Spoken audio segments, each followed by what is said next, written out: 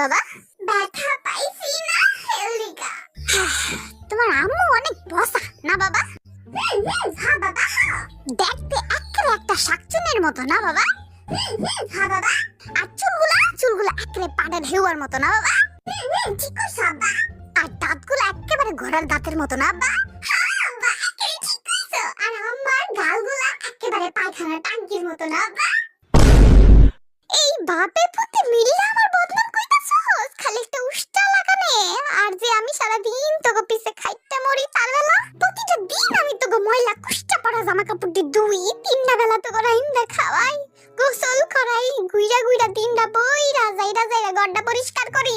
আর বদনাম করানোর সময় কোনো দিকে চাস না। যা খাইস তোর আজকে রাইন্দা খাইস, খাবো না তোকে রাইন্দা আমি আর। যা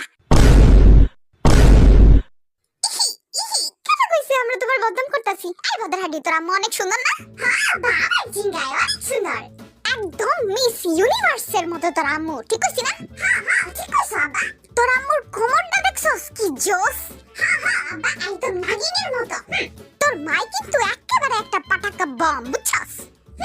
ঠিক কইছো আব্বা। যখন তখন খালি ঠুস ঠাস করে খাইতে আমাকে উপরে পড়ে। তোর আম্মুর চুলগুলো দেখছস একেবারে ময়ূরের পেখমের মতো। একেবারে ময়ূরের পেট। ময়ূর না, আমার ময়ূর পাখি পছন্দ না, আমার কাওয়া পাখি পছন্দ। কাওয়া পাখির মতো কালা চুল কাও। কাওয়া পাখির মতো যদি কালা চুল কইতে দেই না, তাহলে আমাকে আরো 20 বছর না খাওয়ায় রাখবো, বুঝছস? তাহলে কি ময়ূর পাখি কই এখনই খাইতে দেব? তোরা এখন কাওয়া পাখি কস আর ময়ূর পাখি কস, আর কোনো লাভ হইতো না। আমি তো করে আর রাইন্দা খাওয়াইতাম না। আসমানের দিকে তাকায় আক কইরা থাকগা, যা।